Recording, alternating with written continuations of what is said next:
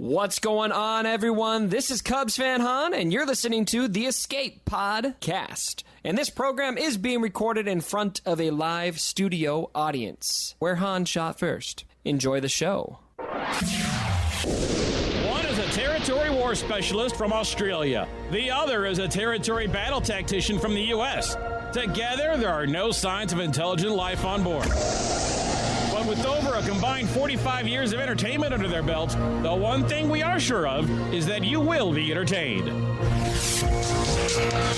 CFH Network presents the Escape Podcast, a weekly show about the mobile game Star Wars Galaxy of Heroes. Live from the network studios of Yavin 4, here are your hosts, Scotty McLaren and Paul Anthony. Coming up on this week's Escape Pod, the Galactic Chase, the Road Ahead, Meat Bags, the Territory War Experience, Territory Battle Tips and Tricks, and we're going to be going nerdy. All this in breaking news as it happens. Speaking of breaking news, Scotty, we just got it.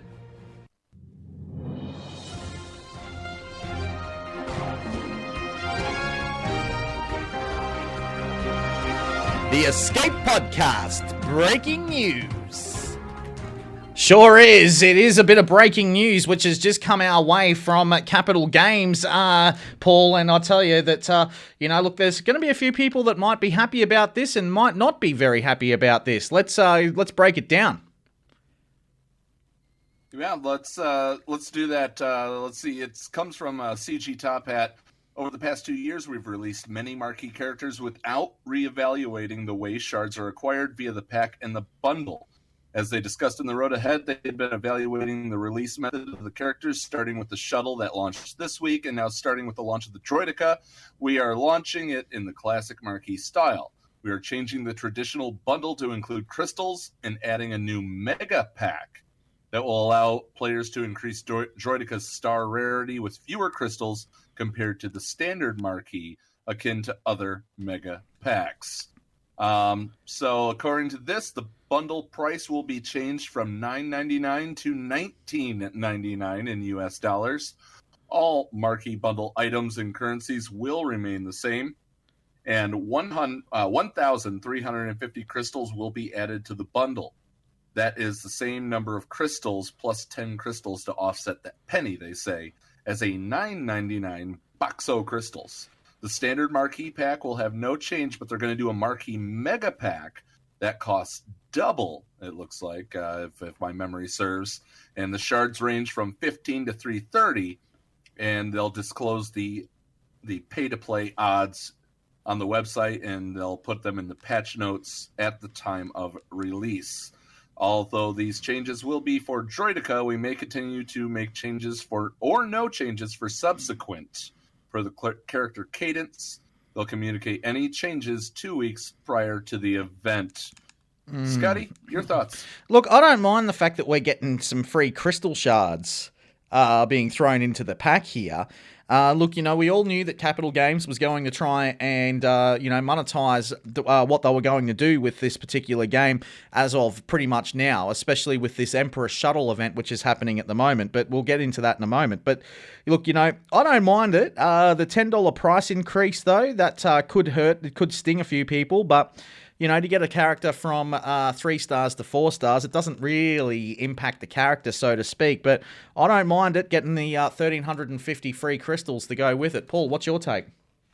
That's where I'm kind of drawing the line, honestly, though, Scotty. When you go and buy the packs, you buy the $20 packs, right? Yeah. Every once in a while, if I do, happen to have an extra 100 or something, I'll go and buy the 100. But the $20 pack is, what I'll throw their way. I'm going to first preface this by saying, when I play a game and I enjoy it, I want to support the developers. So I have no problem in spending money on a game. I'm not entirely wailing out. I'm more of a dolphin. Yeah. But when it comes down to this, you're buying the $10 pack. Nobody wants the $10 pack. I don't mind the $10 pack, though. Even Capital Games doesn't want the $10 pack. Yeah. I can see that. But look, I actually want the character to go from 3 to 4 stars. And I mean, it helps me. I always support the developer, and I always buy these packs, just for the simple fact that I don't mind supporting the developer, and I like the fact that you've got a little bit of a head start when it comes to farming these characters from 3 stars to 4 stars to then get them up to 7 stars. I don't mind supporting the developer in that front. I actually also don't mind the fact as well that, look, this is the droider car here that we're talking about, so they were always going to monetize this one and try and actually add a little bit more cash and cadence to this one. Paul? Yeah, I'm kind of, I don't like this. I don't like this, Scotty. I don't. Why is that? I mean, if you really want to spend that, if you want to spend money on crystals, you're going to go spend money on crystals. Why are they forcing you to buy a $10 pack of crystals at the same time as the standard pack that you would get? I always bought those $10 packs when it was a character that I was passionate about or, knew was going to be needed for big things. I can understand where you're coming from, but having said that, I'm okay with the crystals being added to this. I mean, look, to be fair, if you're going to buy the crystal packs, you're going to buy the, in Australia, it's the $30.99 one that you get, where you get the 2,500 crystals or whatever it is. The most popular. That's the ones you're going to get. You're never really going to get the $9.99 box of crystals to go with it, which is the 1,300 crystals. You're never going to buy that. Because most things that you're going to be using is, of course, in the $2,500 mark, 2,500 crystal mark. So, if you want to buy some gear and help your characters get up there, well, then I think that could work. But having said that, 1,350 crystals, to me, it's not a bad thing. Yeah, it's... I don't like it, but I'll save my judgment. I'll save my judgment for when I see these all marquee mega packs and odds and all that stuff. But to be honest with you, forcing you to buy a 10 box of crystals for a character that people have been wanting for a while, that's low. But you know what? I'm still going to play the damn game. Yeah, look, I will too. I don't know if I'll support them that way. Yeah, look, from my point of view, getting in 1,350 crystals to go with it, as long as they actually, in terms of the gear, they say all marquee bundle items and currencies remain the same. So let's just hope that they actually, throw some Carbantis our way and stun cuffs as well, because, I can guarantee that the droider car will definitely need them.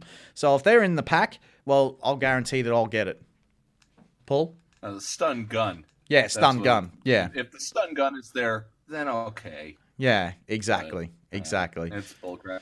Anyway, we did I will allude to the fact that we did do a test run of this show last week. But with this being the official first episode, we did want to go back and kind of take a look at the things that we were talking about. Galactic Chase, Emperor's Shuttle. You've had 2 cracks at it so far because you're in Australia, right? Yeah, man, absolutely. And I've already unlocked the ship. I can tell you guys, if you're looking to try and farm this ship, definitely use the hard nodes, the 20, the 20 parts of your energy for your galactic energy. The simple reason is because the drop rates on that is absolutely insane. Now, I've been farming the Anakin ship and the Sith fighter and just doing a couple of refreshes on both. And look, I can tell you that I've already unlocked the Emperor's Shuttle. Now, does that mean that the Emperor's Shuttle's actually any good? Well, I can tell you, from being it now having it as a 4-star ship, I can tell you that the ship itself is not that great. And the thing is that most people probably wouldn't have the Imperial Guard leveled all the way up to Gear 12. So it's not really performing that well in Arena for me yet. I think that if you do want to see the dividends of the Emperor's Shuttle, well, I dare say you'll have to take it all the way up to 7-star. But the drop rates on this event have been absolutely unreal. Paul, how are you going with it? I have not gotten anything below a 7 on an 8 pull. Yeah. So far, I'm doing quite well, to be honest with you. Looking forward to my ship energy coming up during the show. I'll luckily be able to grab it after that. But at the end of the night, I'm probably going to pop for the big crystal pack for the energy alongside grabbing the energy before my daily reset. Yep. And then grabbing some more and just going to town, seeing if I can unlock it before tonight's over. Yeah, look, and it comes very quickly, like if you've got enough, ship energy stored up, and let's face it, a few people do, I think that's, it's an easy ship to get, so you can certainly get it. But when it comes to this event, it's only going to be happening for, what is it, about a week or so, isn't it, Paul? And then it disappears for a little while. Not even a week, it's a few days. Yeah, it's a few days, man. Yeah. But we'll see where it comes back, because that's how they said that it's gonna come back. So I like the idea. Maybe it'll show up on Cantina Node. Well, who knows? But I like the idea of the Galactic Chase. It does remind me a lot of the double drops that Capital Games have done in the past, and I love that sort of thing. And, look, to be honest, when I've farmed the Sith Fighter and Anakin shards, well, I'm not really getting too much out of the Anakin ship shards or the Sith Fighter shards, but I am getting a lot of the Emperor Shuttle shards. So, the dividends pay off here and there, I suppose. Yeah, you're definitely getting at least twice the shards that you'd normally get. So it is something that is nice. Yeah, absolutely. One of the other things that that they mentioned in the road ahead last week was along with the shuttle, they're going to be doing more achievement-based characters like Wampa and Hermit Yoda. And they're going to be sitting in the currency shops. That, to me, possibly looks like a possible new territory battle map. We'll see. I hope so. Because, look, we're doing this territory battle at the moment, and it's the light side territory battle, and it just absolutely, look, it's painful doing this battle. It really is. I mean, the amount of energy that you need for your entire guild to basically, get through to the 3-star mark is just insane. And the fact that, we've all got to keep hitting and hitting and hitting. I like the dark side better than the light side, but that's just me. Yeah, it's certainly something that we need to be looking out for. We got the B1 battle droid kit. Why don't you, go ahead? I called for a what was it? What was I saying? A droid zombie? Yes. Pretty close. Yes, you were. The B1 Battle Droid is looking to be one of the... I think this is probably the greatest character that we've seen released by Capital Games, and I can't wait to see it actually get into this game. It's going to be awesome. The B1 Battle Droid, I love the fact that they've got... It feels to me like you're actually controlling your very own battle droid army, which is awesome. And the B1 battle droid just, getting the other two characters to come along basically turns into a 7 versus 5 skirmish. And I love that. And I love the animation that the guys have done too. And the fact that one of the abilities on there is Roger, Roger, it just makes me even happier, Paul. Yeah, Roger, Roger. Exactly. But... It's gonna the thing that... No, go ahead, buddy. Sorry, mate. I was gonna say it's gonna actually have pretty good interaction with Traya when it finally gets into the game. Now, look, we're already discovering. Arnold T101 posted a video. If you haven't seen it yet, go check it out. He posted a video earlier today about the fact that B2 Battle Droid, its rework actually works really well in that 5th spot up against Revan teams with a Traya lead, because it just gets rid of all those debuffs, just like what Scion can do. So you've got the two characters that are doing the removing of the debuffs. Now, will this mean that B1 Battle Droid will be able to do pretty well with the Traya lead as well? Well, who knows? But I've got a feeling that when it comes to the actual Sith raid itself, now, they did describe this. When B1 takes damage from Traya's leader ability, B1 will cleanse any debuffs on itself before Traya's lead can heal her Sith allies, which is pretty good. Now, B1's Devour Annihilate interaction when it comes to Nihilus, when B1 is devoured or annihilated, of course being devoured by the Rancor, its unique will trigger, causing it to lose 8 stacks of Droid Battalion, and it will dispel all debuffs on itself, which is probably a good thing. And remember that Zeta. Yes. And that Zeta takes the stacks of how many battle droids you have, essentially, from 50 all the way to 100. That's right. So only losing 8 stacks from a Nihilus Annihilate, or perhaps even a Devour if you're that way inclined of going head-to-head against the Rancor.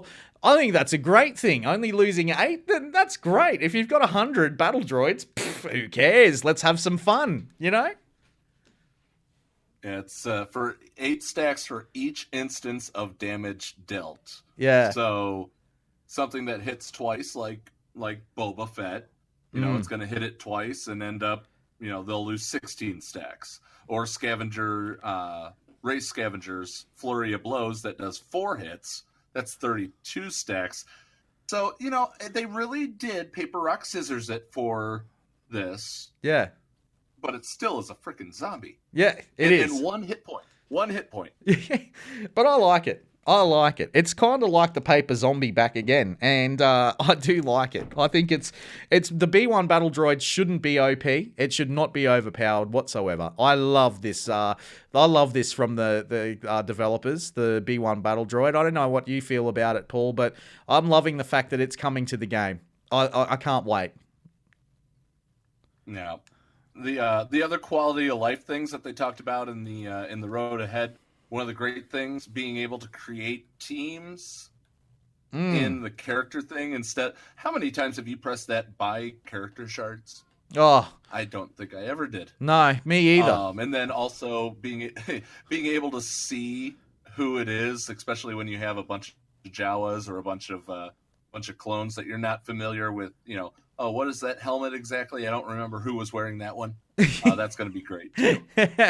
Exactly. Yeah, I'm looking forward to those quality of life interactions, what they do when they actually come into it. But I also noticed as well that during the week, the weekly shipments for you, like just starting out players and mid-game players, for level 15 to 69, you're getting some pretty good characters in there. Darth Nihilus, Ahsoka Fulcrum Tano is in there, Veteran Smuggler Chewbacca, Veteran Smuggler Han's in there.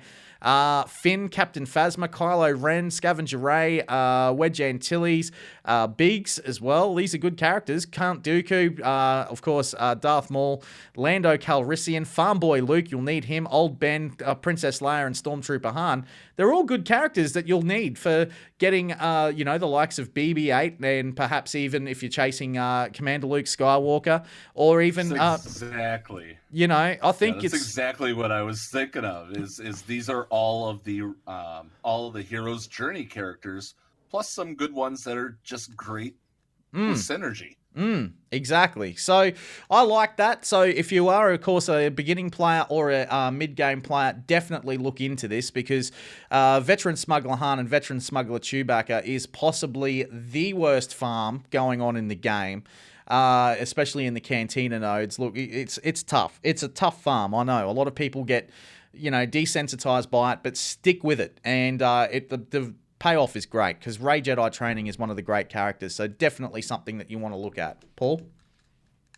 Yeah. Well, this is something that you brought up to me that I just wanted you to point out.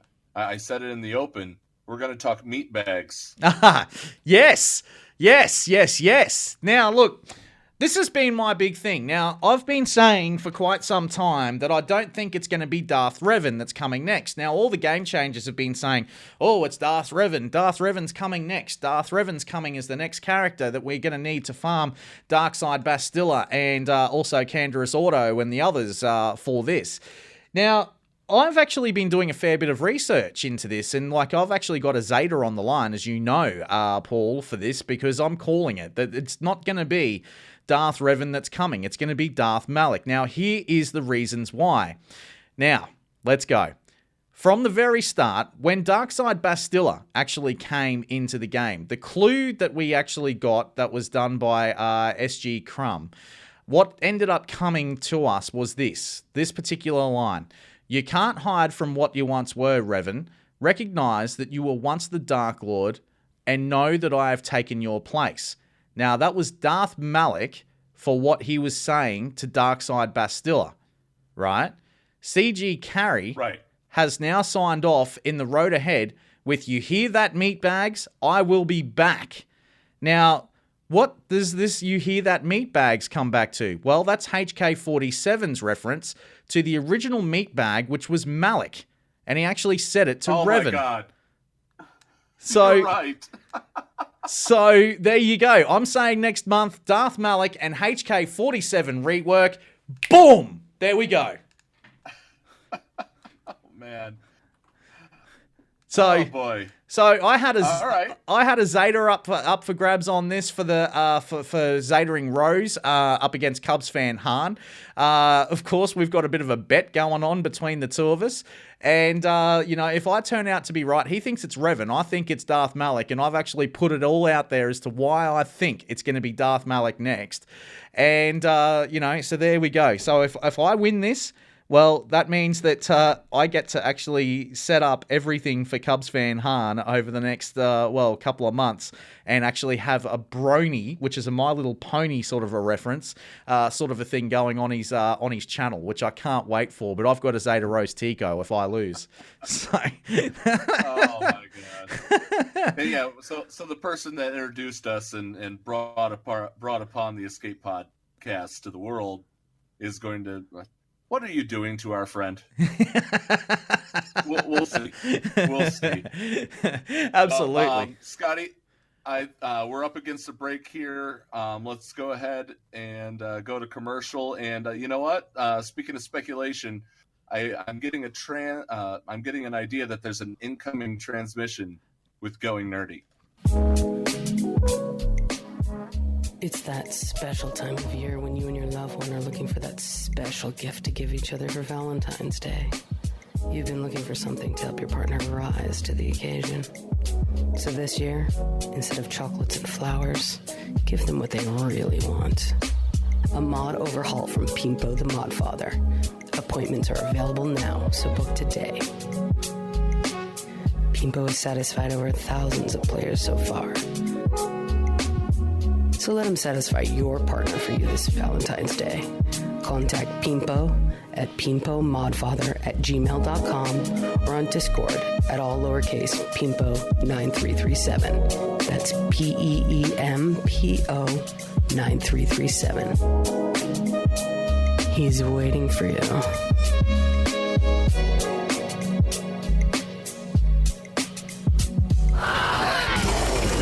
Listening to the Escape Podcast with Scotty, McLaren, and Paul Anthony.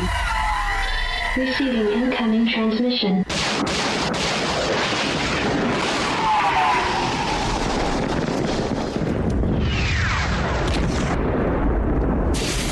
Receiving incoming transmission.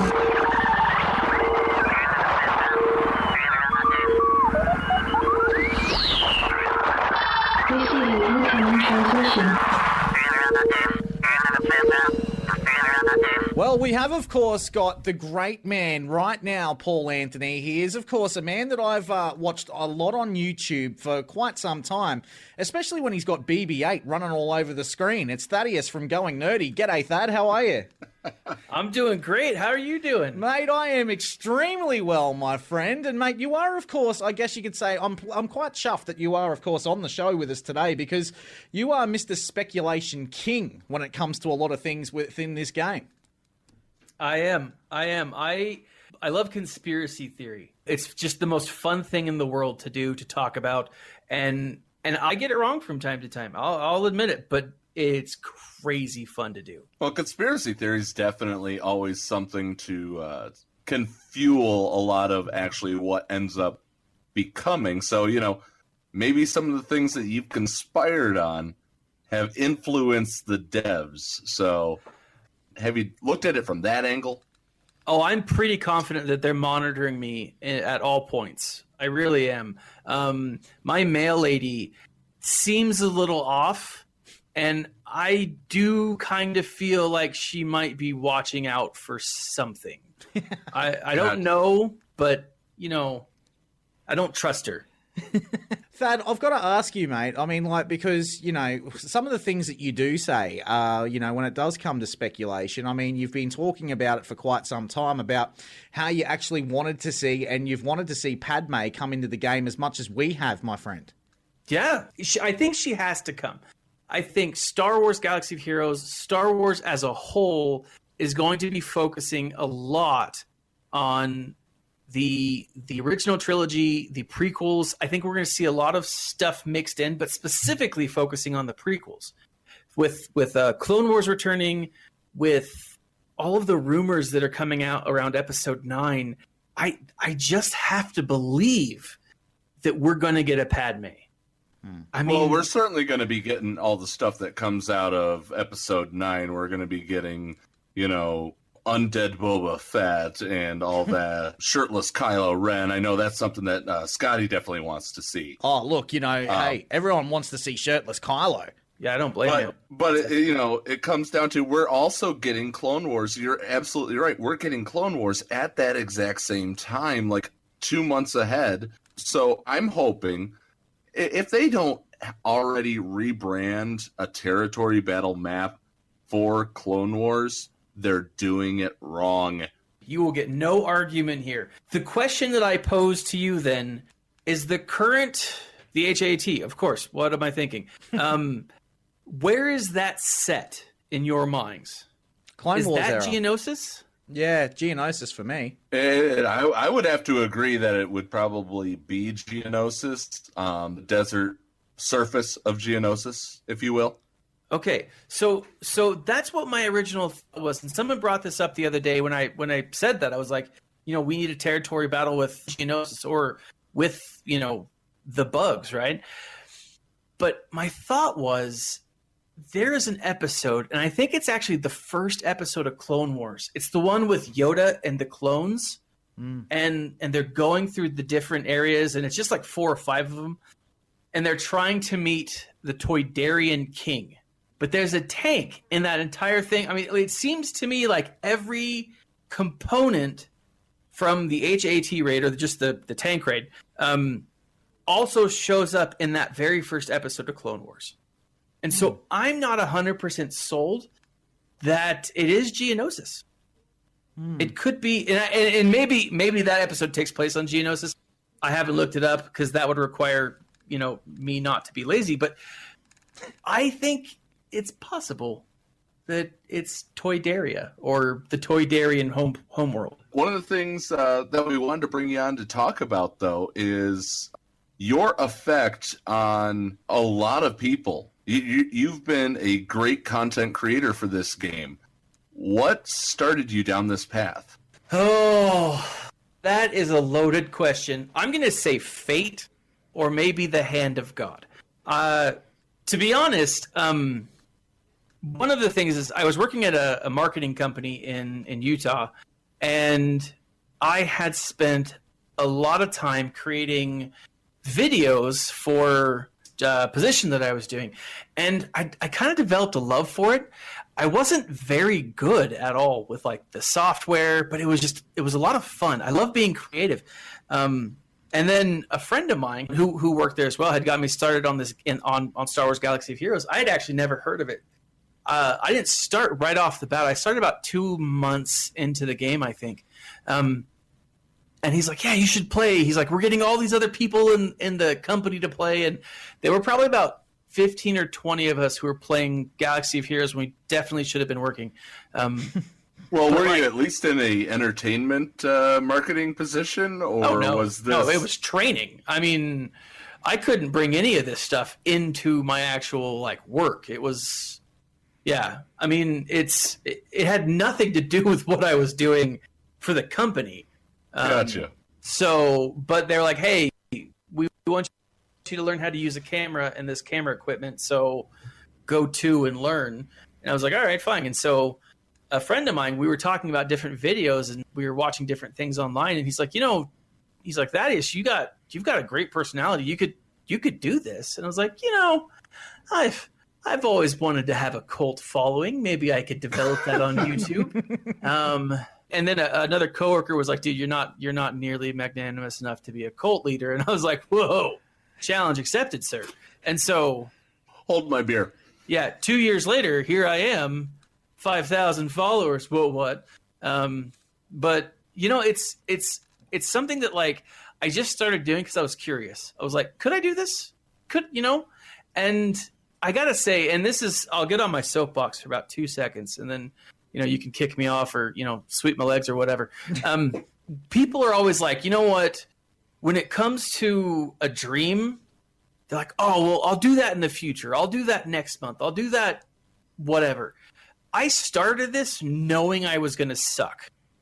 Like, knowing full well that no one would watch me. When I got my first view, I was watching my traffic online. I'm sitting there watching it on Instagram. I'm at my desk, and I get up. I'm in a cubicle environment, and I scream. I'm like, yeah, I got a view. Later that night, my mom texted me, and she's like, I saw your video. It was awesome. And I texted her back. I'm like, I saw you watch it. Thanks, Mom. But like, and that was your one view. That was my one view for that one video. And like, so many people, they procrastinate. They're like, oh, well, I'll do it when I get this experience. I'll do it when I get this. And I'm like, just do it.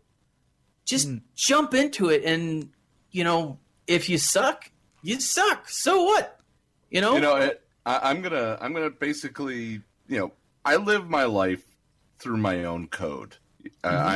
It's easy for people to say that I'm my own person. I do me. But the one mantra that I've always lived by, and it sounds like you do too, if you're not living a dream, you're not living. Yeah. Amen, brother. Totally. Amen. That's always been my mantra, and it's turned into, all of a sudden doing this podcast now with Scotty. Same deal, man. And like, I wanted to go jump straight, like, head first into this. And, I'm pretty chuffed that we've actually got Thaddeus from Going Nerdy joining us at the moment, which is great. But, mate, Thaddeus, I wanted to ask you about something completely different. Now, something that you did a little while ago was that you decided to start playing a movie box office game, and you were trying to tell everyone about it. Can you tell our listeners about this movie box office game, man? Because it's quite interesting. It's really awesome. Okay, hold on. You're gonna hear some clickety clackety. It's called Fantasy Movie League, or FML, which is hilarious because I mean, you can find them everywhere. Like right now, I just typed in FML on Google. It's like FML. I'm like, oh, that's not what I wanted. But Fantasy Movie League, it's essentially fantasy football for movies. And I've actually been going to movies lately and seeing ads for Fantasy Movie League. And it's essentially you have 8 theaters and you pick a lineup. How are you going to fill these 8 theaters with what movie? So like right now, I've got for this upcoming week, they give you like all of these movies that are either coming out or that are still in theaters. And they give them a dollar value, right? And you have 1,000 Fantasy Movie League bucks. And you can decide how you want to fill out your screen, right? So this coming week, we have the Lego Movie 2, right? Which sequels, but it's the Lego movie at the same time. So whatever, right? So out of your 1,000 Fantasy Movie League bucks, you have the Lego movie, and that costs 703 Fantasy Movie bucks.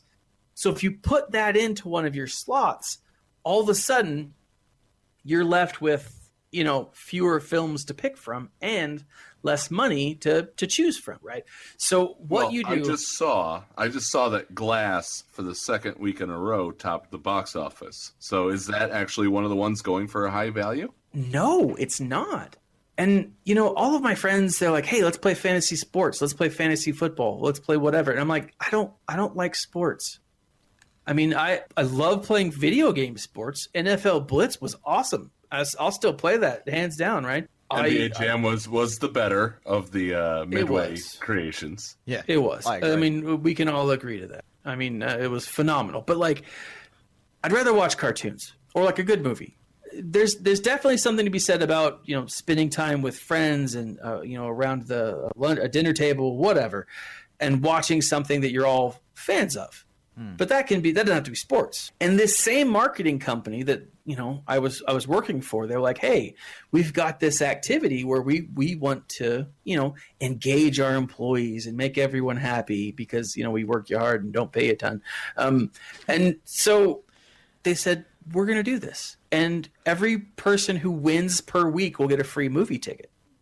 Awesome. I was like, I'm I'm going to do this. And I did, and I rocked it, and I still do it. I mean, I have my own guild, or my own league, that anyone's welcome to join. I'll give you guys a link if you want to. Absolutely. I got to tell you, I'm not great, but it's fun. Yeah. It is really fun to do. Yeah, well, look, I'll tell you, everyone needs to engage with Going Nerdy and engage with him on his channel as well on YouTube. We will, of course, put the link in our description below, so make sure you go along and go and check him out because his videos are absolutely awesome, and I love the speculation, man. Keep it going, Thaddeus, because you are a champ. So thanks for joining us on the Escape podcast. Hey, And, before you let me go, yeah. before you let me go, I looked it up. Season 1, Episode 1 of Star Wars The Clone Wars takes place on a planet called Rugosa. Ooh. There we go. So the mystery, if since we began this talk, if you have been wondering all this time, the more you know. the more you know.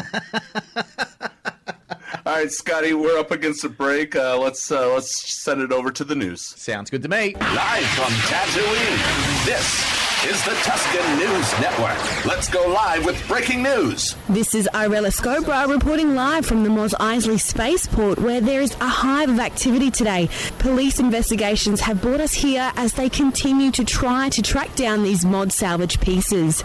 Reports indicate that the Jawas may be involved as all the droids have now gone to ground, and we do know the Empire stole all the critical damage mods. Police will allege that Chief Nebit is the culprit and he is hiding somewhere in Mos Eisley. Residents are concerned after police started raiding residents' homes, cantinas and spaceports. We will give you the latest from Constable Zuvio soon. But here is what the residents of Mos Eisley are feeling right now. Chuba! Moshka! Doesn't like you.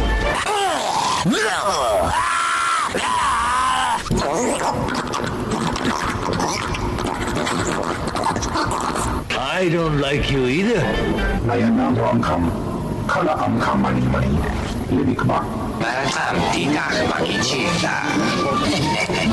You just watch yourself.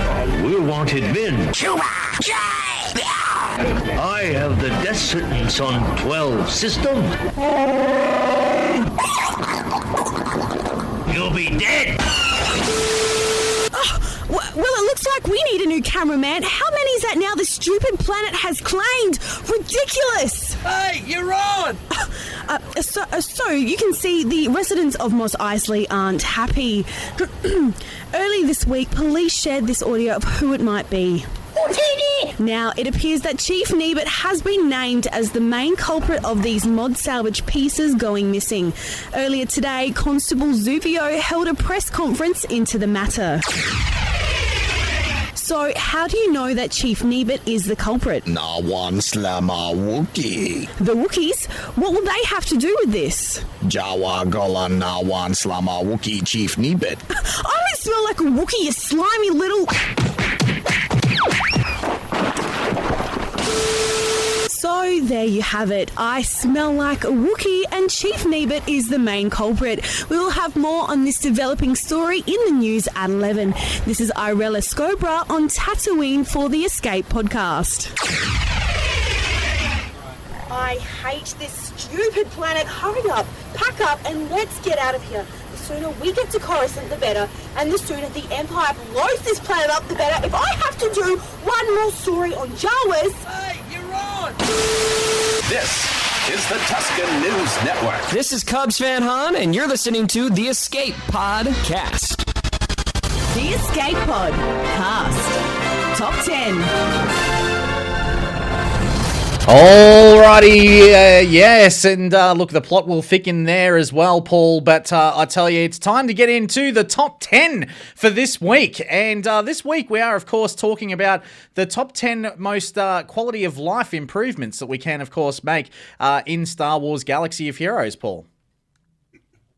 Yeah, we normally do our own top 10s, but for this first one, the official first one, I thought that maybe we should pile together and do top 10 quality of life increases we would like to see? Why don't you go ahead with number 10? All right, my friend. I think that we need some new events because some of these events that we're seeing, like the Ewok one, the Ghosts of Dothamir, all those events, I think that we need to see a couple more of those. And we need to see better rewards in some of these as well. I mean, I'd like to, some of those events that we can get free Zetas in. I really like those events.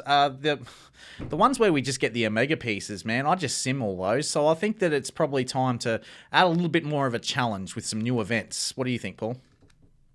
Well, don't forget that there are the newer players that true. Those Omega events, those are like Zeta events to us. True. So, true. It's certainly not it's certainly not out the window. Now, of course, you and I agreed and wrote this earlier. A small number 9 for me was a small crystal increase of completion of the daily tasks. Especially with this increase of crystals for a mega pack and decrease of crystal value for buying a 10 pack. Ooh, you get 10 more for a penny. Buy these crystals for $9.99. We'll give you 10 more for just 1 penny. It's like Record of the Month Club. But if you watched Everybody Loves Raymond, it reminds me of the Fruits of the Month. Everybody Loves Raymond, but anyway. Yeah, I don't think you had Record of the Month Club over there down under, but they were all rage back here. But it absolutely is. I would like to see, maybe by 10 or 15, but just reward maybe when you get to level 85, you get 15 more crystals or something like that. Reward the people that are playing longer with a little bit of more spending cash. Yeah, I agree. At number 8 for me in the quality of life improvements in our top 10, I don't want to see any more nerf wars. I mean, for me, I've actually, and you, Paul, we've farmed so much and we've worked so hard on getting the characters that we've got. To have characters removed from the territory wars that we've worked really hard to do, no. And I don't even want to see that in Grand Arena either. So please, no. Let's move on from that one. No more. Well, you mean you don't want that new battle droid that you got being excluded? No, I don't. I don't mind if it's like dodgy characters like Jawas have been excluded. Meh, who cares? But, if it's, characters like what we had last time where, we were penalised for having, pretty good teams and the top end teams, well, no, disagree with it. No more nerf wars. That kind of brings us into number 7. Instead of the territory wars, we would love to see Grand Arena running on every single week. Like have round 1 be over that first weekend. From Fridays to Saturday. Saturday is set up Sunday while you're watching whatever sport you watch. You're playing, and then it's a weekly mode. Make it a weekly mode. I agree. I think that would be awesome. But it also leads into my number 6. I'd like to see arena shards actually get changed up like the Grand Arena does, because when we're on the Grand Arena, we get pitted up against different people from all walks of life, from everywhere across the world. And so we all get ended up in this group of about 8. I'd like to see the arena shards get changed up all the time. And I think that would then in turn eliminate the shard chat, and it would eliminate certain players always benefiting all the time. Like, so say, for example, it's like, hey, Paul, you're going to be number 1 now, so you can stay at number 1 for the next week or so that you get all the things, and I'll stay at number 2. No, I don't want that. It sort of ruins the game for me, for all those mid to end game players that aren't included in the shard chat, that were never invited. I think that for those guys, look, it ruins it for them, and I think that that's something that we need to look at. So yeah, doing and that for the new players, yeah, and especially with the new players as they unlock the new shiny toy. Yeah, they want to be included too. Let them bring their ball to the yard. Yeah, I agree. Yep, totally agree. Couldn't agree more. So our number 5 was stat bars in the portrait on the character select screen. So if I wanted, or even numbers for me, I would love to see a character's speed, offense, defense. Even just those 3, kind of like what they're doing with the quality of life, where they're showing you the name and then the gear level. Maybe up in the top right, throwing the 3 major numbers, just so you can quickly get to it, or allowing you to select what numbers show up there, so okay, this is going to be my potency team, this is going to be my big defense team. Something, so we could see something at the character select screen. Couldn't agree more. And that would be great too, especially for those players that have no idea what their mods do. Because then you could just see the percentage lines go up for you if you were going to do a potency team, or perhaps even a speed team. So yeah, totally agree with that. Look, at number 4 for me, I've actually got, I don't want to see brand new characters just released go into platoons in territory battles, unless it's a 3-star marquee in phase 1, of course, of a territory battle. For example, we are in territory battles at the moment, and look, I don't really want to be seeing, a 7-star droidica come into the mix for our characters in our platoons. And I know that you probably agree with that, Paul, because you are a territory battle specialist.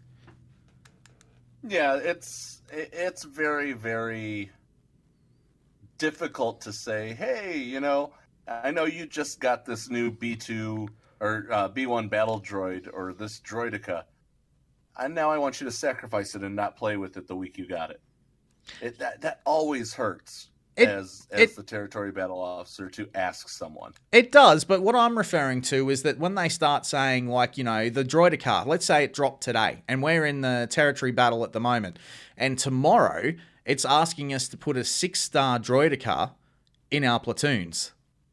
That's what I'm referring to. That always hurts. That absolutely hurts, because we're not the Wallet Warriors. We're not those guilds that just throw money at things. Yeah. But we do have people that pay for what they like. We do, but I don't think that it's fair to penalise all those other players so that they can't use, and it's always like 3 or 4 of them, a 6-star droidica if it was dropped today in, the next phase of the territory battle. It's just silly. Very silly. Yeah, and maybe giving it a month. I could compromise at a month, but right away, no. Yeah. Not until it is actually farmable. Correct. What's at 3? Even with crystals. Even farming it with the 16 crystals or buying it in the weeklies, I'm fine with that. Not when it's pack only. Yeah, couldn't agree more. What's in at 3? Yeah, number 3 is new stuff in the Cantina and Guild War currency stores. Galactic War. It's.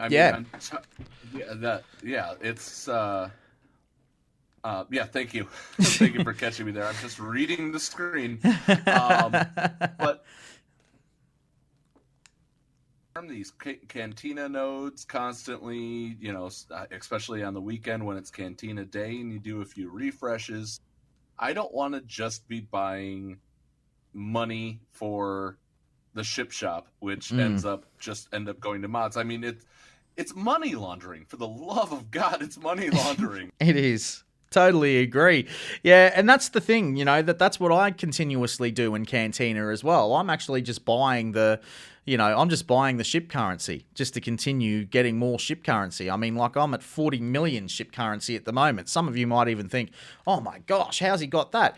Well, it's just from continuously, we got 3 refreshes a day, which happen in this game, and I just continuously use my Cantina shards to buy this bloody currency. That's all I'm using it for. And I will use the Cantina stuff to throw into the shard store, but really, I want something to farm. How much?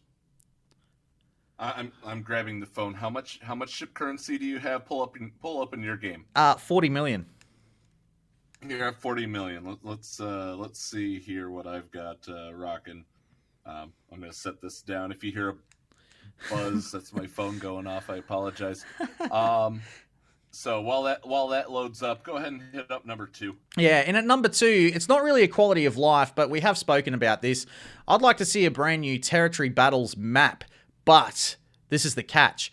I'd like to see it let us use all characters, where we combine what we already have. For example, Node 1 could be the light side, Node 2 could be the dark, and Node 3 could be the light again, Node 4 could be the dark side. And I think that it would be a better representation of the battle, and for some of these lesser characters, I think that would be a better way for us to then have to start farming, I think, some of these other characters that we could possibly even use. Like, for example, your clones.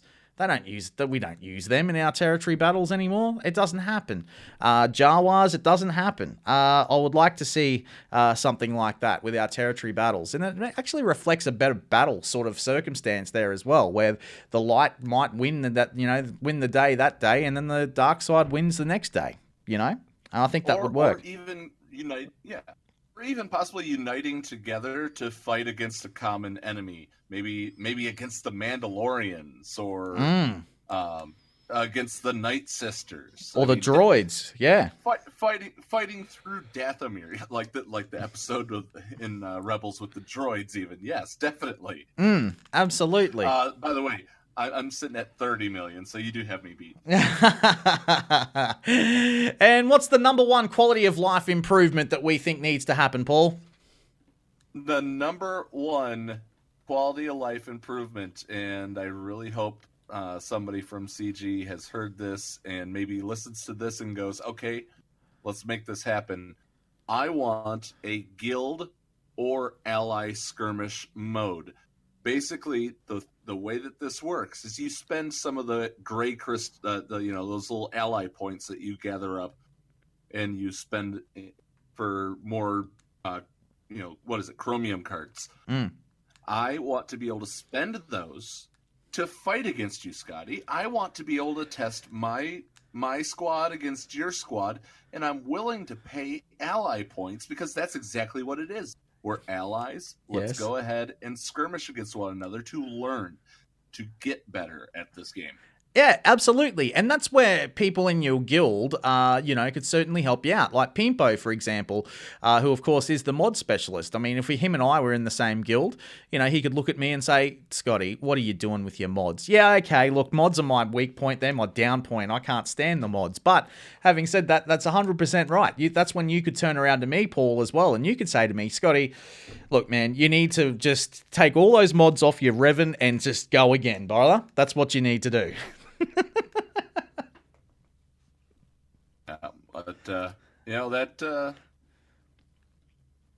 We pretty much said the exact same thing when it came to the ally skirmish, and so that's why we had to put in number 7. Yeah, absolutely. Couldn't agree more. Hey, coming up in just a sec, we're going to be getting into the Ag Report, Paul, and we'll do something pretty cool with that as well, so stick around. The Escape Pod cast with Scotty McLaren and Paul Anthony. Hey, Paul, look, just before we get into the top 10, I wanted to talk about the current state of the meta. Look, we've got to talk about this, man.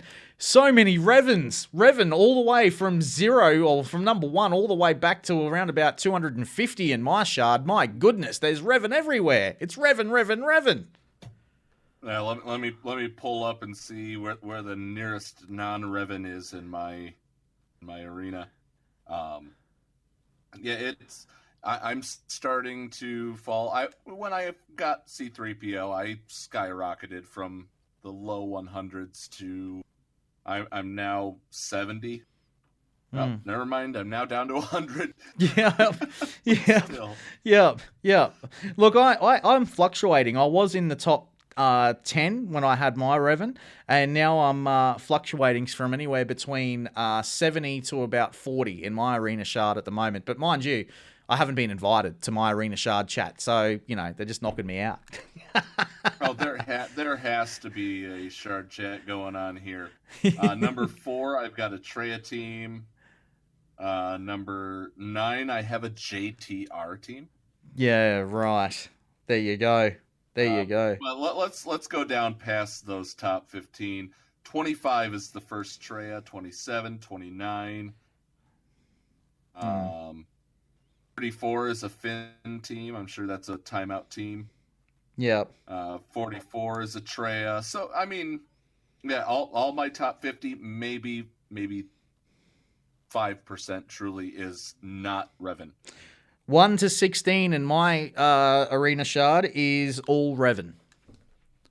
Wow. And then the next team that comes up after that is a Treya team. And then, believe it or not, a Night Sisters team at 17 and 18. And then it's Revan,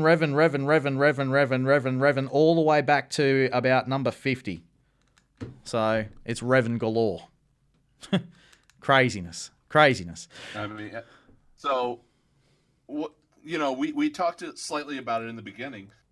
The B2 battle droid from Arnold's video is showing that the B2 battle droid with the Triumvirate with Thrawn, Treya lead, once again Treya, is both a viable solution, and also a defense holder when they're controlled by the AI. So, are we going to start seeing the resurgence of Treya teams with B2? I mean, the money's been made, if you will. Revan's come around the second time. People splurged to get him. I think what's going to happen is that we're going to see look, I think that the General Grievous rework is going to be good enough that it can take down Revan. I think that that's what's going to happen, and we'll see a droid meta for the very first time, and Arnold will be very, very happy about that. Well, so will one of our listeners that messaged me earlier. His name is Shinbi. He was like, "Am I really going to see a droid meta?" I think so, buddy. I think you will. Yeah, I think you will. All right, man. Let's get into the ag report. What are we farming? Yeehaw! The Escape Podcast Ag Report. Oh, yeah. If you like it, then you should have put a ring on it, indeed. And here's what we are farming. Now, Paul, I've just managed to get Bad Stiller and Canderous Auto to 7 stars. I'm actually awaiting the light side characters from KOTOR to become free to play, which I think could be in the next week or two, I reckon. That's Juhani. So I think that could come. So, look, that's... Juhani and Karth. Yeah, Juhani and Karth. I think that'll come in the next week or so, and we'll need them for what I'm already calling is going to be Darth Malik that we'll need. But anyway, moving on. And look, we'll get into the light side battles. Look, I'm actually continuing to farm the bomber, the B-28, for the ship that's actually used by the Sith Marauder. What are you farming, Paul? I've got the B-28 on light side, and when I get tired of, continuing to get more and more General Veer shards, I just go after a Rose shard every once in a while, just to spend down before the top. I'm still going after Bad Stilla. That is my 100% primary focus. I just got her up to 5 stars, and Canderous is 50 away. Or no, Canderous is now 30 away. Wow. From 100 for me.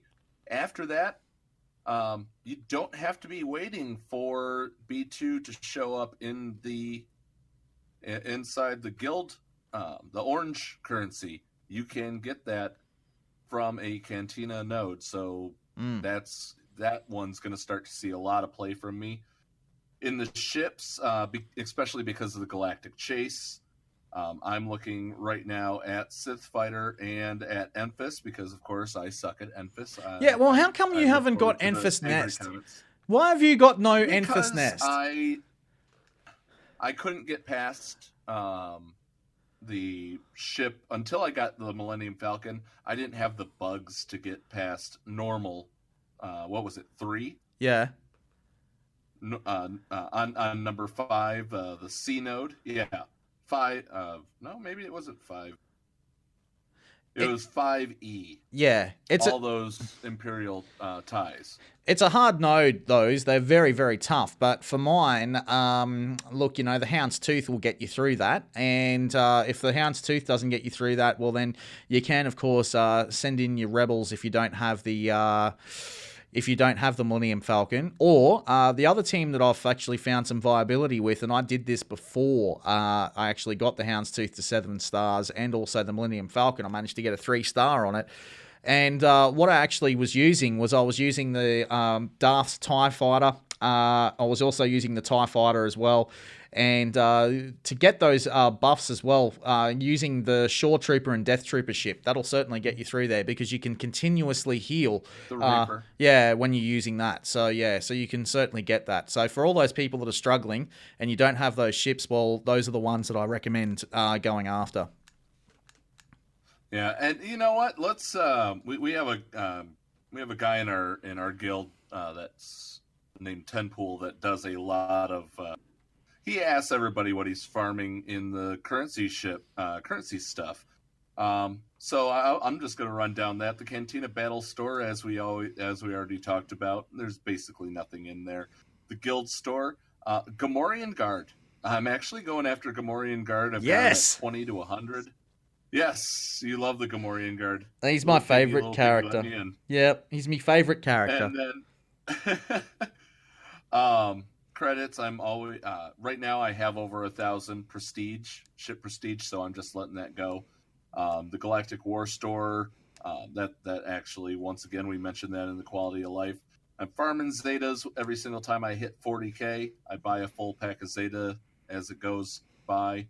The Guild Event Store, I am going after Hermit Yoda. I got Wampa done last time. Mm-hmm. And then Shard Store, I always buy the MK2 pulse modulators. Hang on, I gotta say it right. The MK2 pulse modulator. Yes. You know, I'm always buying those, so I have them ready for slicing. Yeah, look, I'll go through what I do. Look, down the very bottom, if you go into shipments, down the very... I was, hang on one second. I was corrected. It's Shinbi. I am so sorry, Shinbi, that I called you Tenpool, and Tenpool, sorry, I called you Shinbi.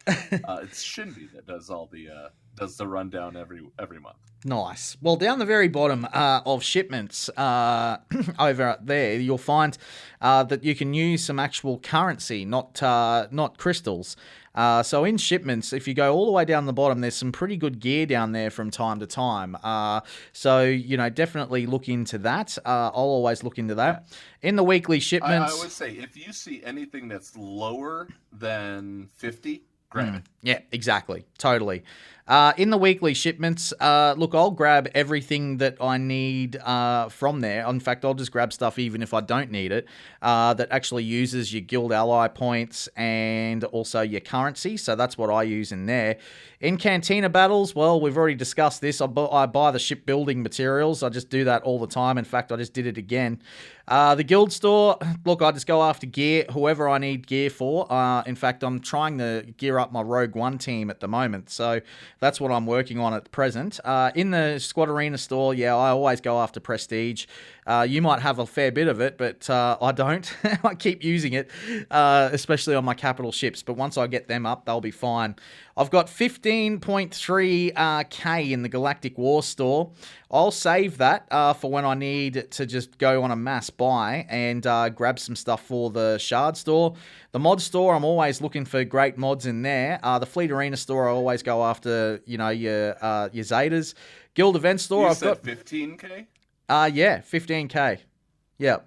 15k. I'm sitting on 80. Yeah. 3k. Yeah, because I keep using it to up the Shard store. So the Shard store's got some good gear in there, guys. So definitely use that. And I have a 7-star Wampa and a 7-star Hermit Yoda. So I basically use the Guild Event store for different gear. So that's what I do. So there we go. All right, so now moving on. And look, I think it's... Why don't we do this? If anybody has any questions from the audience, this is the perfect time. As we said in the beginning, we do record in front of a live studio audience. If you guys have any questions, the Ace and the Zed will definitely be getting us those questions.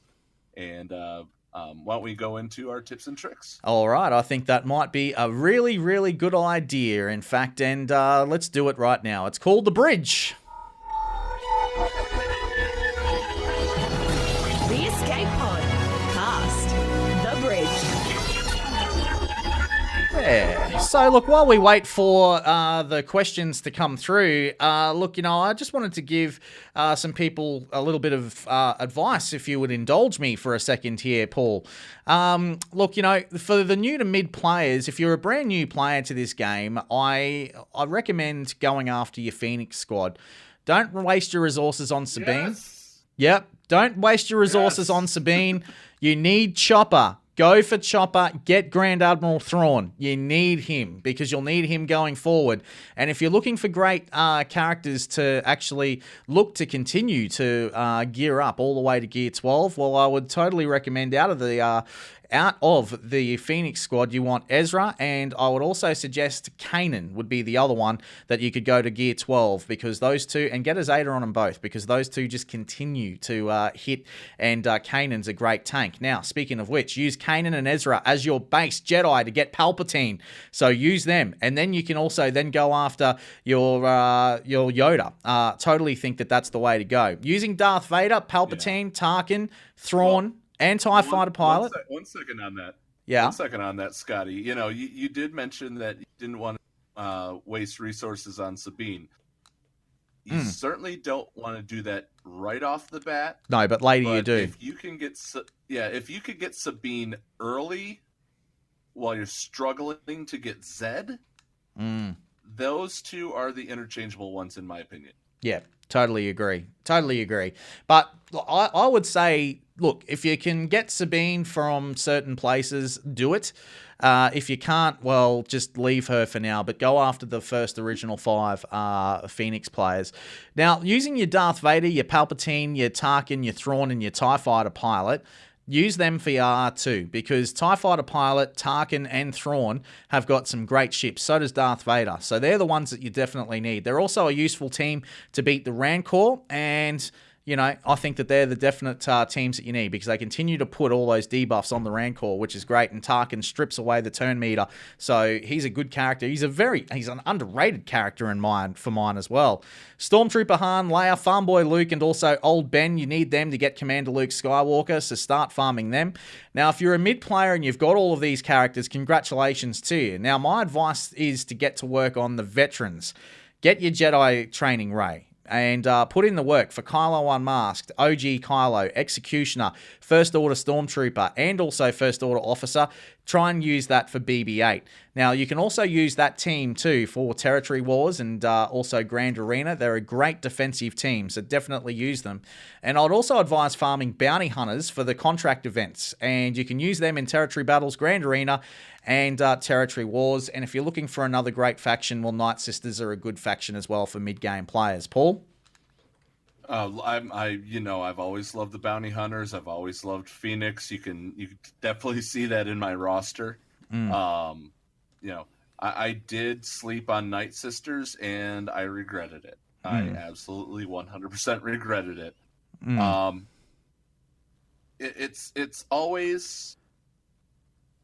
You did mention going after the veterans and things like that, and it's great that they're putting them into the weeklies. I'm wondering what they're going to price them in the weeklies for those lower-end players. Are they going to be allowing them to get them for pennies on the dollar? Or are they going to be doing things that, are they going to be doing shard currency not shard currency, but, event currency that we just talked about that we were farming? Look, I hope they go to event currency, but look, we all know now that these guys at Capital Games are going to try and do whatever they can to try and monetize the game.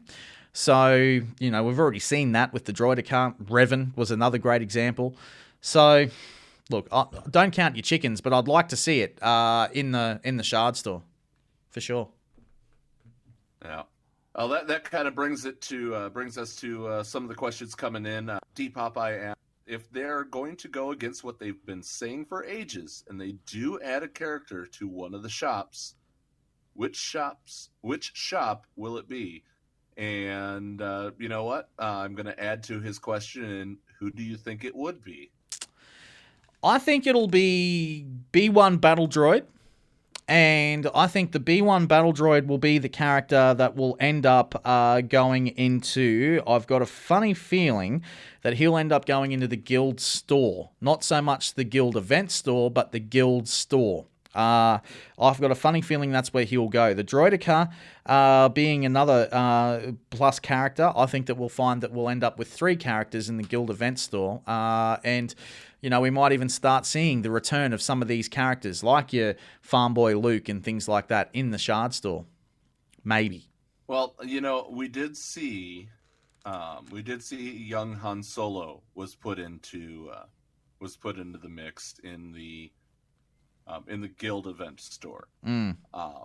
I think that we might see Vandor Chewbacca, or we might see another. Oh, I'm blanking on the name. Not Kira. Who was the other one? Lando, young Lando. We had young Lando and L3. Those were both farms from the ship side. Yeah. I'm putting the money on Vandor Chewbacca coming to the Galactic War store. Yeah, that'd be nice. Vandor Chewbacca is a great character, and I'd like to see him actually thrown into the mix. Now, look, we've also got another question here. Is how much 10 could a 10 pull if a 10 pull could pull 10? There we go. I said it. The answer is the same as how many lows could a Rob if Rob Lowe could Rob Lowe's.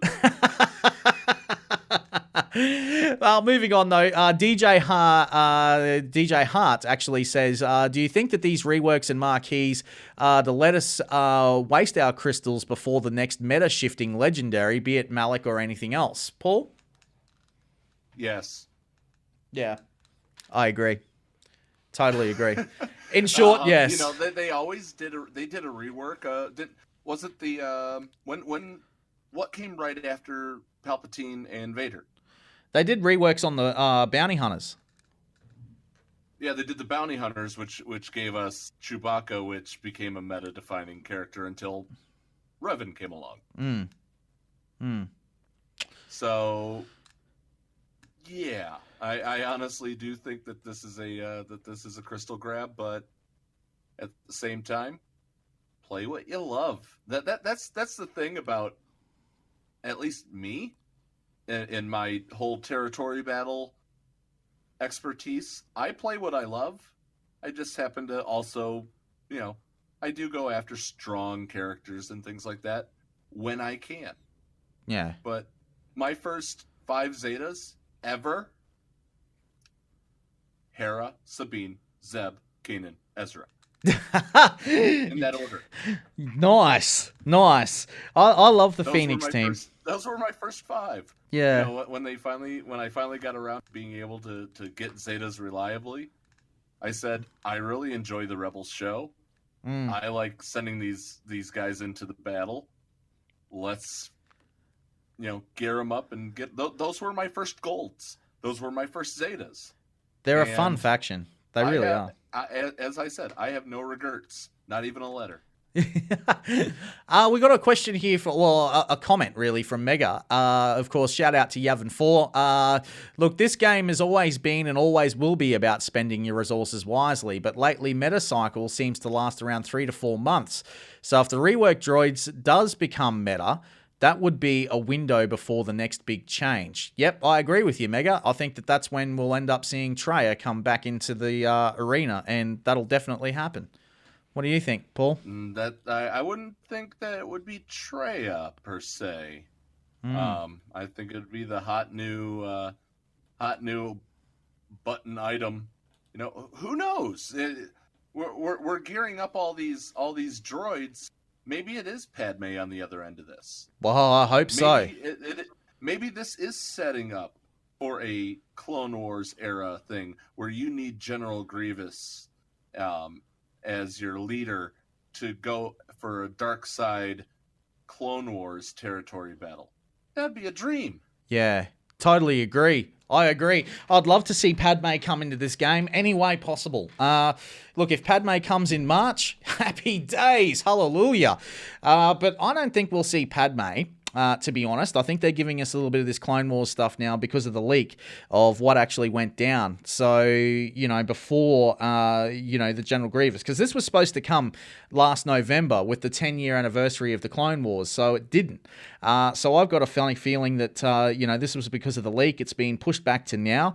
I think that Capital Games will probably look at giving us Padme in the next quarter when the actual show comes back to telly. Yeah, definitely. Xylo Takedown Games, one of our first content creator partners. Thank you to you, by the way. Yeah. He asked the question, what do you guys think will be coming next for ships, Capital or crew members? Would love your speculation, guys. Shout out Mighty Chlorians MC3. Fantastic. Hook 'em horns, strong, and fire. Look, I've got Look, I think we'll see the new General Grievous capital ship. That'll definitely be one of the things that we'll definitely be seeing. Look, that was a part of that so-called leak that came out last year. In terms of ships, though, look, I would love to see Luke Skywalker's Red 5. I think that's got to come into the game at some stage. So, we'd have to see that. But it's hard. The ship meta is really, really tough to get a little bit of a gauge on. I mean, at the moment, we've got Palpatine's shuttle going on. We've just had the Millennium Falcon. What do you think could be next, Paul?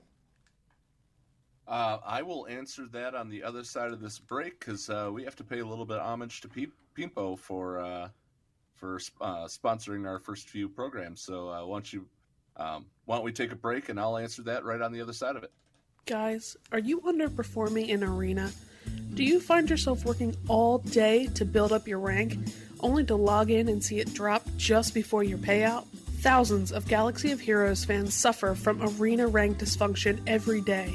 You are not alone, and the Modfather is here to help. Pimpo, the Modfather, is now taking appointments to help boost your Arena rank. Pimpo will come in and completely remod your teams so you can perform better in Arena. Side effects include Arena rank climb, increased star count, crystal increase, and blurry vision from how fast your team wins. If your Arena rank climb lasts for more than 4 weeks, consult a doctor. Pimpo, a product of Astromech Zeneca. Use as directed. Contact Pimpo at pimpomodfather@gmail.com or on Discord at all lowercase Pimpo9337. Because your crystal count shouldn't have to go on suffering because of your Arena rank dysfunction. DM the Modfather today. This is CubsFanHan, and you're listening to the Escape Podcast. Yes, indeed. And we are, of course, in the bridge. And make sure you do that and get in touch with Pimpo as well. Now, before the break, we were actually asking about what ship do you think will be coming next, Paul? So, I would love to see an additional ship to help people get the Millennium Falcon. And I think they could drop it before the next time they do that. I would love to see Dengar's The Punishing One. Oh yeah, that little U-boat is one of my very, very favorites to fly. Admittedly, some people probably don't even know what X-Wing miniatures game is. Fantasy Flight Games does a little miniature game. I love it. I play it, and it's one of my very favorite ships to fly in that game. They brought out everything else that we had. Slave One. We don't have Xanadu Blood. I don't think that they had Xanadu Blood in the miniatures game. Maybe I missed that wave. But I would love to see that come to the miniatures game. But I really think Punishing One is the next big ship that comes out aside from little droid ships. Maybe we get a Vulture droid. But the capital ship that I want Grievous's capital ship. I want to spend all the prestige that I'm sitting on. Totally agree. Yeah, totally agree. I absolutely would love to see Malevolence. Yeah, me too. So Mega Crippleton from Yevon4 asks, do you think that we'll see a gear level increase or level cap increase this year? Yes. Look at the shard store. I think we're going to 90 and it will cap at 13. Yeah, lucky number 13 for the gear. I don't think that there'll be anything past 13. I think level may go up to 100 by the end of all this, but I think we get that last piece before the end of the year. Totally agree. The Shard store is the dead giveaway. So I think that will happen. Look, I wanted to do a bit of a shout out here to, Kanan Jarrus, the Crow, of course, to Korriban, who's a part of the fantastic Outer Rim. Kanan actually asks, of course, and what a great character name too he's got, do you think that we'll ever see CG revisit Rebels for the missing characters like the Grand Inquisitor, Volt Scaris, who of course is the TIE Fighter pilot, or even old Hando, or pretty much Hondo, I think he's referring to there. I think, Hondo Ohnaka. Yeah, I think so. I'd love to see the Grand Inquisitor. I would love to see the fifth brother, the seventh sister. You know, they've got to all come to this game at some stage. I would love to see all of that. Hondo Ohnaka, look, with the Clone Wars coming out very soon, I think that we will see him at some stage. We need a Pirates faction. We definitely need the Mandalorians. I think that that's got to happen. And the Grand Inquisitor, my goodness, I would love to see him in the, and of course the Blade guys all come into the game. I think that would be awesome. And don't forget Fen Rao. Fen Rao, exactly right. Couldn't agree more. Hey, we've got one more question here from Danku, and they ask, with the Clone Wars series coming out on Disney's new streaming service this fall, I think we're going to see new reworked clones, and more importantly, I think we will finally see the Grand Kenobi Zeta. What's your thoughts on this? Reworking Kenobi, that can both be dangerous and meta-defining. You know, we talked about how he ended up in how things cycled every 3 months or so. Another Jedi meta so soon? That's the question. Do they want to go back to Jedi? I mean, they jumped back to Sith, with the Vader Palpatine rework, and then Traya coming out. You know, that certainly was a jump back to Sith. Will they jump back to Jedi after the Revan Malak meta that's supposedly coming? I don't think so. I think that the Malak will definitely help. The Sith will come back. But I think that what we'll see is that there will be more for the droids. I'm not saying a Sith return. What about Old Republic being meta? Yeah. Themselves. Yeah. That's where I was going. And look, I agree with Xylo too. Yeah, Rex does need a Zeta. He used to be one of the best leaders in the game. Rex and also Kenobi, they both need Zetas. They do. But I think Rex will get his Zeta before Kenobi does. I think we'll just be continuously waiting for Kenobi to get his Zeta. I think that'll come later in the year. Maybe early next year. Paul? There we go. I think, though, that we need to start packing in.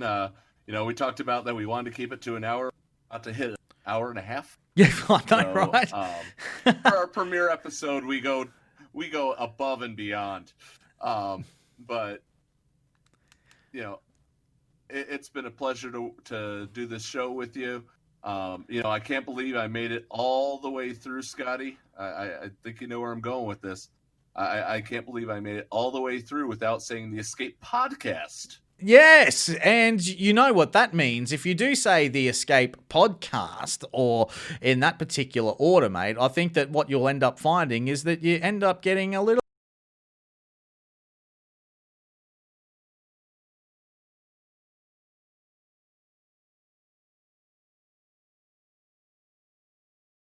by McLaren.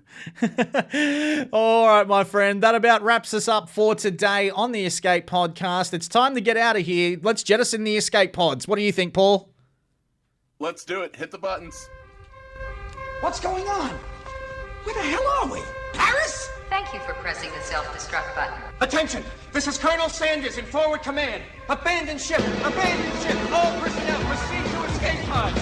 Close down the circuits. Evacuate the suit. Self-destruct mechanism has been activated. Abandon ship! Where is it? Where is it? It's gotta be here. Out of order! Even in the future, nothing works. This ship will self-destruct in exactly 10 seconds. Counting down. 10, 9, 8, 6. 6! What happened to 7? Just kidding. 3, 2, 1. Have a nice day. Thank you. Thank you.